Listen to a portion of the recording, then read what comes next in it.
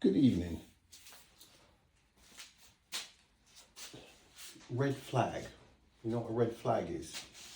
Red flag goes up if something's out of place. Right. So last night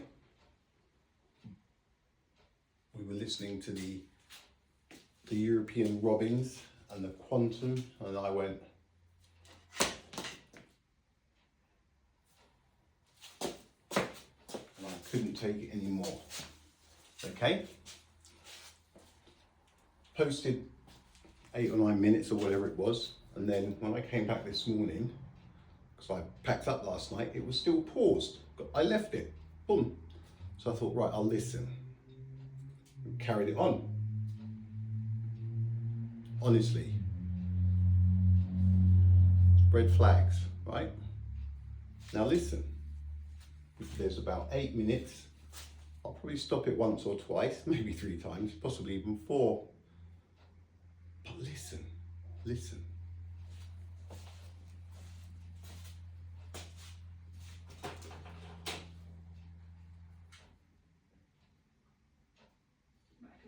Low. Not Macca's. 42. Look, I'm sorry about this. Don't know that I've ever had 42 minutes worth of ads. Red flags are used when something is out of place. Hey, stop. Tell the plane to keep, not land, not land, not land, that kind of a thing. The boat, no, keep going, right? That kind of a thing. Now, still 19 seconds to go. It's almost comical. It's almost comical, seriously. All right, here we go. Skip. Doesn't do. And so it's not saying we are made of atoms and atoms behave quantum mechanically, then of course quantum mechanics plays a role in life. That goes without saying. You know, that some of these ideas like quantum entanglement, they might play a role. It was known since the 1970s that certain animals, birds, marine mammals and so on, can sense the Earth's magnetic field. And even that in itself is weird.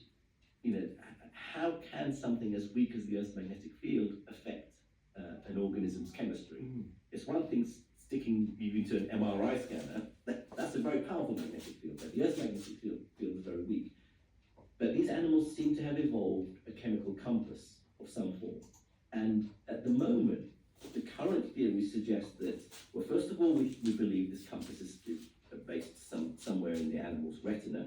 So the European robin is the classic example that uses magnetoreception.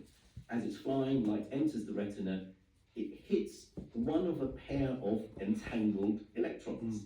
So they're both 2 electrons sitting on one atom. They're entangled in the sense that one is spinning one way, the other one has to be spinning in the opposite direction. The photon comes in, knocks the electron off the atom. Photon. They're now still sitting within this protein called cryptochrome. But they're not on the same atom anymore. They're quantum entangled.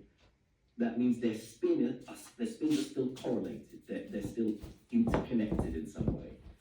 And the way these 2 electrons spin is very sensitive to the orientation of the bird in the Earth's magnetic field. And so the Earth's magnetic field can be sensed by the bird through these entangled electrons, and that sort of cascades a signal through to the bird's brain that tells it what direction to fly. So quantum entanglement might help the European robin migrate every autumn down to the Mediterranean from Scandinavia. It's a lovely idea. The robin uses a theory that even Einstein didn't like because it was so wacky. That doesn't make it right, doesn't make it, you know, the correct answer to how the birds navigate. But we don't have yet another explanation for this magnetoreception in animals. So you often hear quantum mechanics, now, the sort of physics or the science of the very... I'm a fan of the common sense. We do not have another explanation for how birds navigate to the Mediterranean when it's cold, right? Now, instinct, because great great mama and papa bear bird used to fly down because it's warm down there and it's cold up that way. Birds use the air, they fly. So they'll get the warm breezes coming a certain time of year when it's warm in one place, and they'll have cold air coming from them where it's cold. And as it gets colder and colder, they probably gravitate a little bit to the warmer part of wherever it is they live. And then eventually they went all the way down, nice and hot, and stayed there until it got too hot, and then they fly north again. Instinct. If it's quantum entanglement, what does this quantum, the photons in the retina, tell the brain? What does it tell the brain? Fly south. Does it tell the bird why it's flying south? Does there's something in the brain with the photons? Is it a proper HUD display, heads-up display inside the bird's head that says fly south because it's going to be warm down there, and as you can see, winter is coming. So it's not just a case of flying south, it's a case of flying south at a certain time of year, and also a reason to fly south. Are you telling me now that quantum entanglement, these quantum entangled bits and pieces on the European robin's eye, gives it all of this information? Or is it a case of its eyes drag it down south when it gets cold? Look, it's so illogical, and it defies both common sense and logic. The most likely reason is instinct. They've been doing it since forever, right? Look, all the birds going south. Oh yes, little Billy, because it's cold up there now. They fly until it's comfortable again. Now when it gets too hot down south, near the equator, however far they go, they head back up north to where it's a bit cooler. It's common sense. It's not quantum anything. Holy smokes. Oh, it gets better. Gets better. More. So what is the sort of scale limit? And, you know, are we pushing further and further against that in experiments? There is still to this day a very vibrant area of research that examines the boundary between the quantum world and our everyday macroscopic world, what we call the classical world. Classical mechanics compared with quantum mechanics. It's a very vague, broad area, and it depends on what experiment we're doing. It depends on how careful we're examining a particular system. Certainly you get down to the level of atoms and molecules, you're in the quantum domain. You should not expect them to behave classically. And certainly in our everyday world of tables and chairs and balls and humans and so on, you don't see quantum behavior unless you dig down into the atomic structure. And has anybody dug down to the atomic structure of a chair or a table or a human even to see this quantum randomness that's going on? Quantum twilight zone.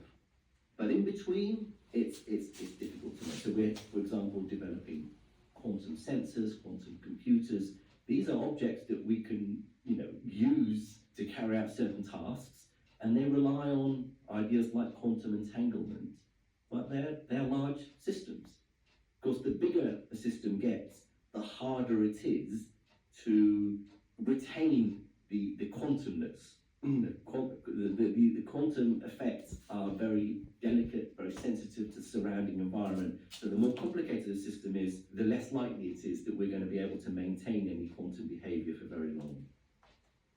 It so sounded to me like it was saying kind of, Well, some of the quantum stuff is so, like, strange out there that it's hard for us to maintain credibility with some of the quantum. So if we can't keep the quantumness going, if the public think it's a little bit too silly, we drop it and we go for something else. I think there's photons in the retina, on the retinas of the birds is borderline insane, for the reason that they fly south where it's warm for the summer, for the winter, should I On say. the sort of other side of the coin then, is the science of the very big, the physics of the very big, which is Einstein's theory of relativity. And quantum mechanics and relativity don't get on, do they? They don't like each other. So No. why is that? And what will we ever be able to get them to Well, work? the hope is that we will, and many physicists are working in this area of quantum gravity. But mathematically, the mathematics of quantum mechanics is very different from the mathematics of the very large, Einstein's general theory of relativity. General relativity is all about fields and geometry and the curvature of space-time, whereas quantum mechanics is all about the discreteness of particles and probability. Discreteness of particles. Got strangelets or stranglets, sparticles, antiparticles, gravitons, graviphotons of all things, preons. I thought that was pre-owned, like a pre-owned tachyon or something. Tachyons, strings, and brains, and not the ones up here, obviously. Hypothetical, all of them. So much hypothetical stuff, theoretical. Dark energy was introduced to everybody quite a while back, and it was to justify, explain the expansion of the universe. Now, they never did find a reason for the expansion, but dark energy found its place amongst us. Dark energy, dark, black hole, but it does not make sense. It is like the Twilight Zone. It really is. And so on. And mathematically, the theories don't mesh together, but we sort of know they have to. There are certain environments or situations where we need both quantum mechanics and general relativity to understand them. For example, the nature of the Big Bang, the birth of the universe. The Big Bang was predicted by general relativity and predicted with a light speed of 299,792 kilometers per second, or 299,792,458 meters per second. That is how the Big Bang played out. But during a solar eclipse, if you don't mind me saying, it's fairly obvious that the sun's light is absolute. Where is there to go on this one, right?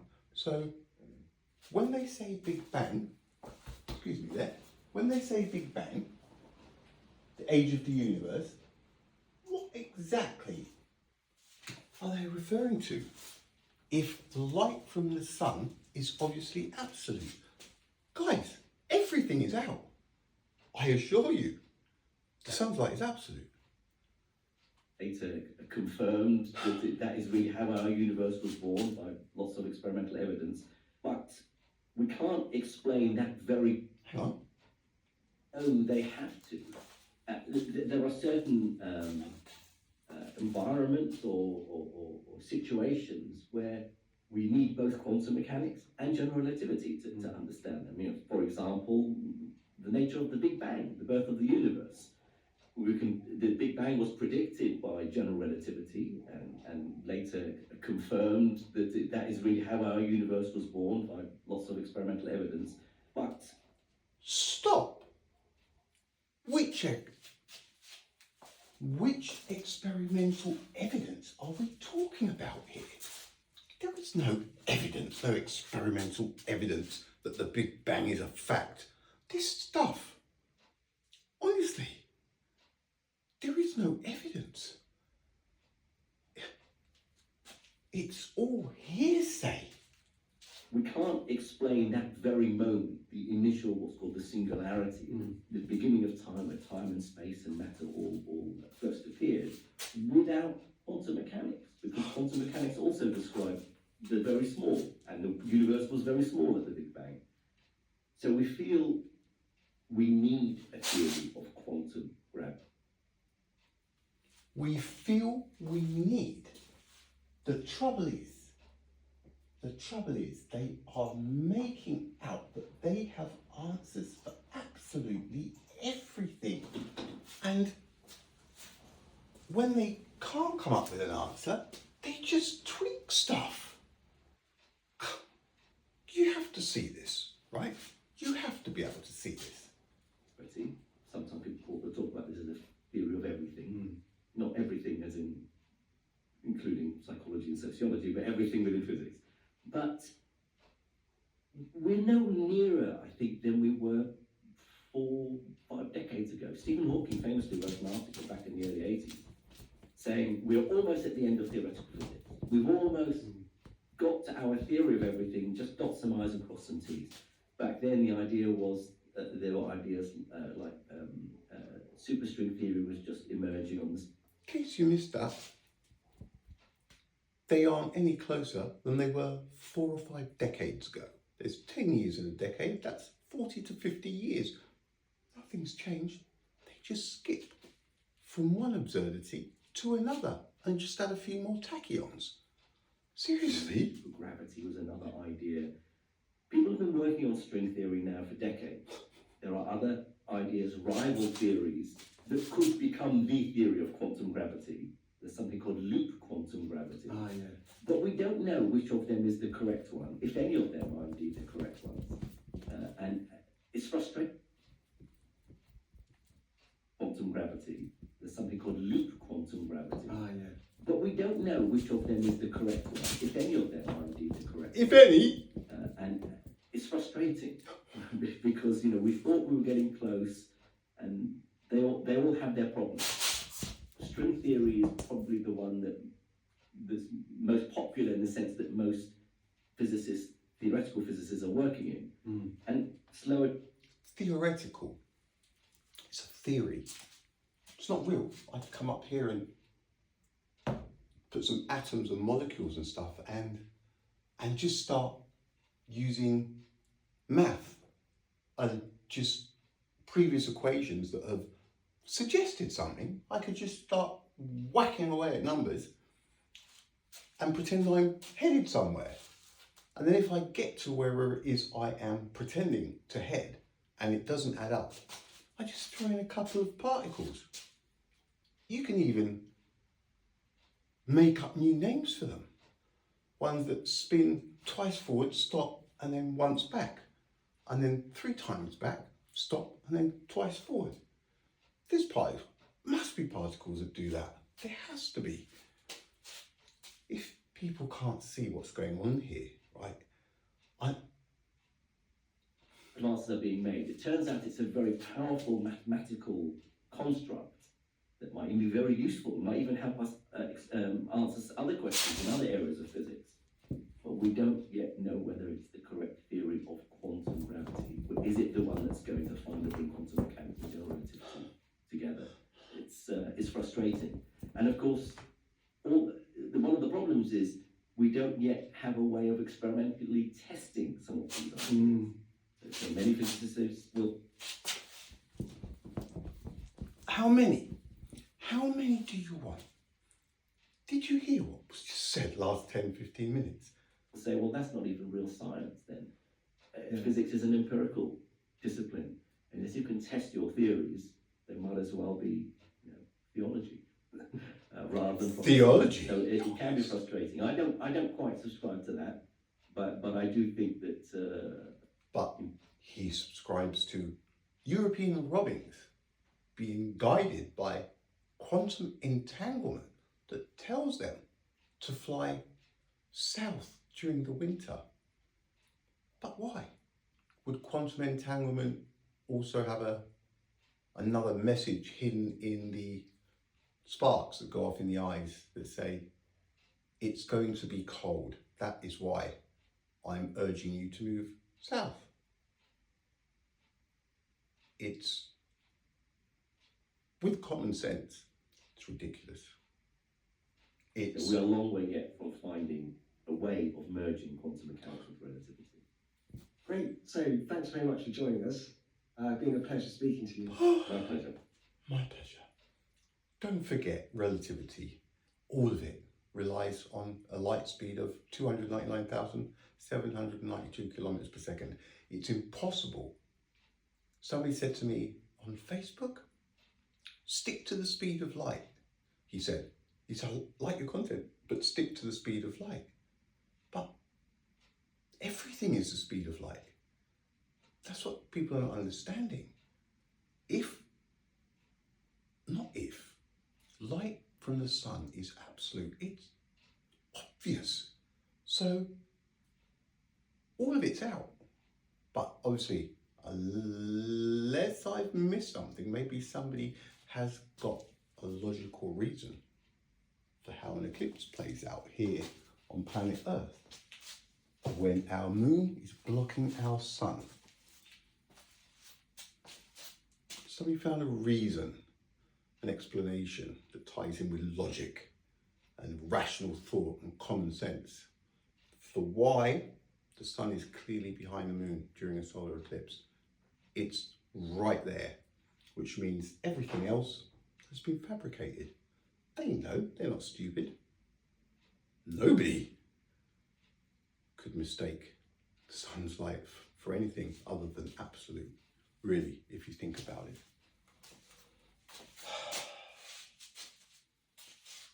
Far out, we are surrounded by deceit, lies, corruption, just everywhere.